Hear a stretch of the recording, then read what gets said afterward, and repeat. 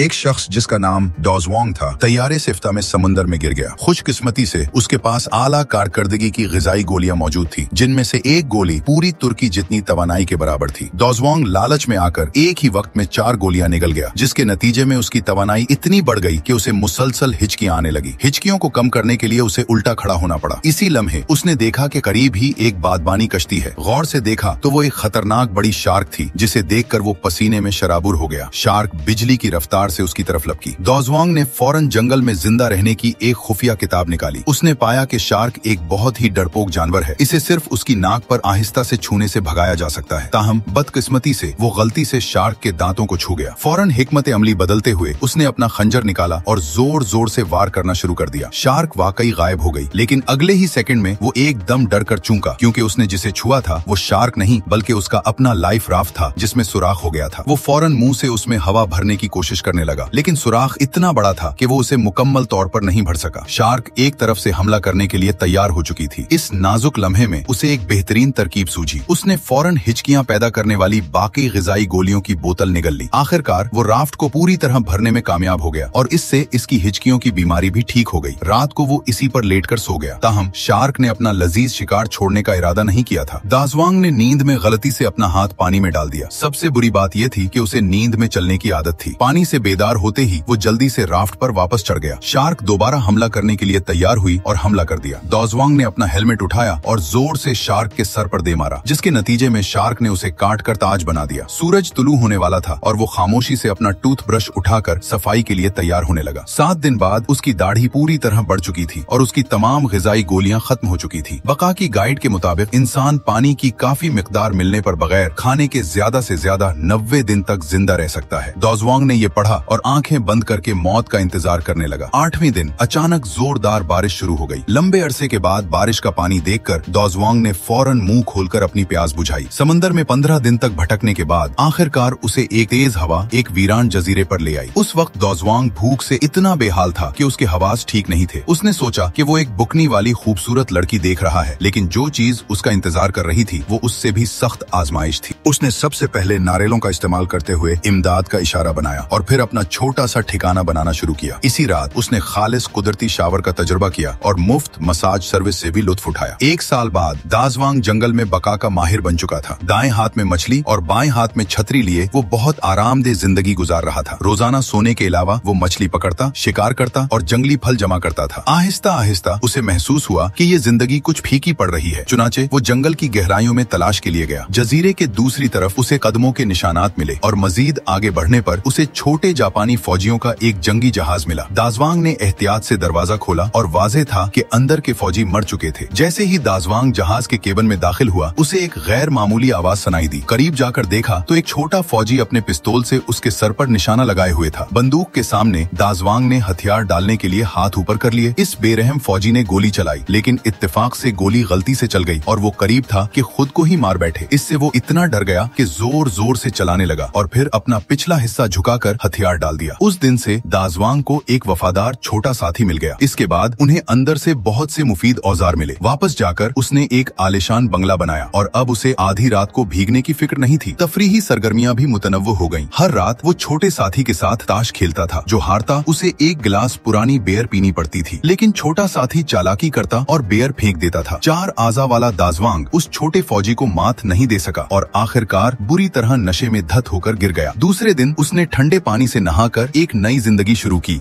और अपने आप को गोल्फ खेलने में मशगूल कर लिया। छोटा साथी सिर्फ एक तरफ खड़ा होकर उसका बैग उठा सकता था। गोल्फ खेलते हुए उसे एक और कदम का निशान मिला। उसे एहसास हुआ कि यहाँ और भी लोग सरगर्म हैं। जंगल की गहराइयों में पहुँचने पर उसे वाकई एक खूबसूरत जन्नत मिली। एक पतली साख्त वाली मकामी लड़की उसकी तरफ चलकर आ रही थी। बगैर किसी बात के उसने सीधा उस पर छलांग लगाई और उसे जमीन पर गिरा दिया। जद्दोजहद के बाद डॉजवांग कामयाबी से बच निकला। लड़की ने दोबारा अपना डंडा उठाया और उसे मारने के लिए दौड़ी। डॉजवांग ने उस मकामी लड़की को जोर से जमीन पर दबा दिया। हरकत करने से कासिर लड़की को हार माननी पड़ी। जैसे ही उसने उसे छोड़ा, वो एक बार फिर हमला करने के लिए आगे बढ़ी। आखिरकार डॉजवांग ने उसे मजबूती से बांधकर अपने साथ ले गया। उसे 1 साल से ज्यादा हो गया था जब से उसने किसी औरत को देखा था और आज बिलाखिर उसे एक खूबसूरत औरत मिल गई। शुरू में छोटी में बहुत खौफजदा थी। उसने शेल्फ पर रखी बड़ी छुरी उठाई और उससे लड़ने की कोशिश की, लेकिन अगले ही सेकंड वो रोती हुई माफी मांगने लगी। आधे घंटे के इशारों की जबान में बातचीत के बाद आखिरकार उसकी शनाख्त समझ में आई। छोटी मैं एक दूसरे छोटे जजीरे की मकामी थी और चूंकि उसके वालिद उसे एक इंतहाई बदसूरत सरदार से ब्याह रहे थे, इसलिए वो छुपकर यहाँ आ गई थी। इशारों की जबान मुश्किल होने की वजह से दाजवांग को उसकी बात समझने में दुश्वारी पेश आई। जोश में आकर छोटी मैं को अचानक अंग्रेजी बोलनी आ गई। दाजवांग ने जब ये सुना कि सरदार उसका पीछा कर रहा है तो उसे बहुत हमदर्दी हुई और उसने उसे रात यहाँ ठहराने का फैसला किया और जमानत दी कि वो उसे छुएगा भी नहीं। छोटी मैं को कुछ शक था और वो परेशान थी कि वो रात को कोई शर्मनाक काम न करे। दाजवांग को मजबूरी में बाहर रात गुजारनी पड़ी। ताहम मौसम ने करवट बदली और वो भीग गया। जैसे ही उसने अंदर पनाह लेने की कोशिश की, छोटे साथी ने उसे रोक दिया। आखिरकार वो बिस्तर पर वापस सोने चला गया। छोटी मैं ने अपने मोहसिन की मेजबानी का शुक्रिया अदा करने के लिए रोजाना समंदर से बड़ी मछलियां पकड़ती, फिर खुद खाना पकाती थी। इस तरह दाजवांग को एक मुफ्त शेफ मिल गई। ताहम छोटी मैं का इरादा नौकरानी बनना नहीं था, बल्कि वो उसकी बीवी बनना चाहती थी। लेकिन दाजवांग औरतों के दिल की बात समझ नहीं पाया और एक अच्छा मौका गंवा बैठा। कुछ दिनों बाद 15 मजीद खूबसूरत लड़कियां आ गई। पता चला कि वो सब छोटी मैं की बहनें थी जो अपने वालिद की तरफ से सरदार से शादी कराए जाने के खौफ से यहाँ भाग आई थी। दाजवांग खौफ से कांपने लगा। एक औरत ने उसे पहले ही डरा दिया था और अब एक साथ 1 दर्जन से ज्यादा आ गई थी और ये तमाम मकामी लड़कियां थी जिन्होंने पहली बार इतना साफ रंग का आदमी देखा था। वो सब एक साथ उस खूबसूरत आदमी का पीछा करने के लिए दौड़े। दाजवांग को कोई रास्ता नहीं मिला और वो एक चट्टान के किनारे पर फंस गया। आखिरकार वो पानी में छलांग लगाकर भागने पर मजबूर हो गया, लेकिन लड़कियां भी उसके पीछे छलांग लगा गईं। वो भेड़ियों के एक गिरोह की तरह थी जो अपने शिकार का पीछा कर रही थी। डर से उसका पूरा जिस्म नर्म पड़ गया। वो रेंगता हुआ और लड़खड़ाता हुआ भागता रहा, लेकिन लड़कियां इतनी ज्यादा थी कि छुपने की कोई जगह नहीं थी। आखिरकार वो लड़कियों के रहम व करम पर था जिन्होंने उसे पानी में दबा दिया। दाजवांग ने मर्द होने का वकार बरकरार रखने की कोशिश की, लेकिन छोटी मैं ने उसे दोबारा पानी में दबा दिया। कई घंटों की मारपीट के बाद उसने हार मान ली और 16 लड़कियों का शौहर बनने पर मजबूर हो गया। अपनी जान को खतरे से बचाने के लिए दाजवांग ने अपनी बीवियों को नज्म व ज़ब्त की तरबियत देना शुरू कर दी। छोटी मैं सबसे बड़ी बीवी के तौर पर कामयाबी से एक लीडर का ओहदा हासिल कर लिया और वो उसके लिए उन बेलगाम छोटी बीवियों को संभालने की जिम्मेदार थी। लेकिन इतनी ज्यादा बीवियां थी कि वो उन्हें कंट्रोल नहीं कर सकता था। वो रोजाना फूल और उन्नास भेजकर दाजवांग की तवज्जो हासिल करने की कोशिश करती थी। उसे न सिर्फ इतनी ज्यादा बीवियों की परेशानी का सामना था, बल्कि घर का मसला भी हल करना था। दाजवांग उस वक्त जिस्मानी और ज़हनी तौर पर थका हुआ महसूस कर रहा था। खुशकिस्मती से उसकी 16 बीवियां हर तरह की बका की महारत में माहिर थी। अपनी बीवियों को बेहतर जिंदगी देने के लिए दाजवांग को एक तबाहशुदा जहाज से एक हाइड्रो पावर जनरेटर मिल गया। उसने वाफर पानी के वसाइल का इस्तेमाल करते हुए उसे कामयाबी से शुरू किया और तब से उसने रोशन और गर्म जिंदगी गुजारना शुरू कर दी। जजीरे पर फंसने के बाद दाजवांग ने 16 बीवियां हासिल की और तब से एक काबिल रश्क जिंदगी गुजार रहा था। लेकिन चंद महीनों बाद उसने महसूस किया कि वो थका हुआ है। वो हर रोज एक बुत के अंदर छुपा रहता था और बाहर नहीं निकलता था। उसकी बीवियां बाहर खड़ी उसे हौसला देती कि वो कोई गलत कदम न उठाए और कोई भी मसला हो तो मिलकर बात करे। दाजवांग ने आखिरकार अपनी परेशानी बता दी, जिसके बाद उसकी बीवियों ने उसका मजाक उड़ाना शुरू कर दिया। दाजवांग को फौरन लगा कि उसकी बेइज्जती हुई है और उसने वहाँ से निकलने का इरादा कर लिया। लेकिन उसकी 16 बीवियां उस आदमी को जाने नहीं दे सकती थी। उन्होंने रोजाना नारियल के दरख्तों पर लोगों को निगरानी के लिए भेजा ताकि दाजवांग को भागने का मौका न मिले। फिर उन्हें पता चला कि जजीरे का सरदार अचानक उन्हें पकड़ने आ गया है। बीवियां फौरन घबरा गईं और इधर उधर भागने लगी। अगरचे दाजवांग इतनी सारी औरतों का मुकाबला नहीं कर सकता था, लेकिन वो नहीं चाहता था कि कोई दूसरा उसकी बीवियों को ले जाए। लिहाजा उसने उनकी क़यादत में सरदार की फौज से लड़ने का मंसूबा बनाया। उसने पाया कि सरदार एक बहुत ही जालिम आदमी था जिसकी पहले ही 108 बीवियां थी, लेकिन वो उन लड़कियों को भी पकड़ना चाहता था। दाजवांग उसे देखकर बाहर निकलने की हिम्मत नहीं कर सका। आखिरकार छोटी मैं ने लड़कियों की क़यादत में सरदार के खिलाफ मुजाहिमत की। सरदार हट धर्म था और उन्हें जबरदस्ती अपनी बीवी बनाना चाहता था। छोटी मैं ने सिर्फ उसकी बीवी बनने का दिखावा किया। सरदार ने सोचा कि ये लड़कियां उसके जलाल से डर गई हैं और खुशी खुशी पालकी पर बैठकर बुत की तरफ चला गया। ये मंजर एक शहंशाह की शादी से भी बड़ा था। सरदार ने हर लड़की को हुक्म दिया कि वो बुत के सामने कसम खाए कि वो हमेशा उसकी वफादार रहेंगी, लेकिन छोटी मैं ने आखिरी वक्त पर इनकार कर दिया। सरदार गुस्से में आ गया और जबरदस्ती उन्हें पकड़ने लगा। हंगामी सूरत हाल में बुत की आंखों से अचानक रोशनी निकली। अंदर दाजवांग एक क्रिस्टल माइनर का इस्तेमाल करके खुदा का रूप धार रहा था। सरदार ने यकीन नहीं किया और करीब जाकर हकीकत जानने की कोशिश की। दाजवांग ने तेजी से शोला फेंकने वाला हथियार उठाया और उन पर छिड़काव किया। ज्यादा दुनिया देखने वाले सरदार ने फिर भी यकीन नहीं किया। मायूस होकर दाजवांग ने अपना आखिरी हथियार दिखाया, लेकिन अगले ही सेकंड में एक हादसा हो गया। करीब खड़े छोटे साथी ने प्रेशर को हद से ज्यादा बढ़ा दिया। पानी के छींटे पड़ने से से सरदार गुस्से से भर गया और वो उस गुस्ताख को फौरन फांसी देने के लिए तैयार हो गया। दाजवांग को लगा कि सूरत हाल खराब है और वो फौरन फरार हो गया, लेकिन बुत में अचानक आग लग गई और अंदर रखे तमाम पटाखे जल उठे। बदकिस्मत सरदार ने आखिरकार मौत का खौफ महसूस किया और अपने साथियों के साथ भागने पर मजबूर हो गया, लेकिन सरदार को मालूम नहीं था कि दाजवांग ने पहले ही उसकी कश्ती के नीचे एक इंजन लगा दिया था। सरदार फौरन छलांग लगाकर दूर जा गिरा और फिर समत बदलकर साहिल की तरफ बढ़ा और इंसान और कश्ती दोनों नारियल के दरख्त पर चढ़ गए। अगरचे बीवियों ने कामयाबी से सरदार के कंट्रोल से छुटकारा हासिल कर लिया, दाजवांग एक बार फिर दर्द भरी जिंदगी गुजारने लगा। चंद महीनों बाद आखिरकार उसे उम्मीद की किरण मिली। उसका साथी उसे लेने के लिए जहाज उड़ाकर आ गया था। 16 बीवियों ने जब देखा कि उनका शौहर फरार हो रहा है तो वो दीवानावार उसका पीछा करने लगी। गुस्से से भरी छोटी मैं ने उस पर छलांग लगाई, लेकिन दाजवांग फिर भी कामयाबी से बच निकला। बीवियों ने गुस्से में अपने लंबे नेज़े फेंके। साथी ने यह देखकर दर्द बांटने के लिए नीचे कूदने की ख्वाहिश जाहिर की, लेकिन दाजवांग ने कहा कि वो सब शेरनियां हैं, तुम्हें नहीं जाना चाहिए। जैसे ही वो जाने वाला था, उसे याद आया कि छोटा साथी अभी भी घर के अंदर है, लिहाजा वो वापस छोटे साथी को लेने गया। नतीजा ये हुआ कि बीवियों ने उसके दोनों पांव मजबूती से पकड़ लिए। अफसोस, जबरदस्ती की मोहब्बत का कोई फायदा नहीं होता। बेरहम दाजवांग ने उन्हें जोर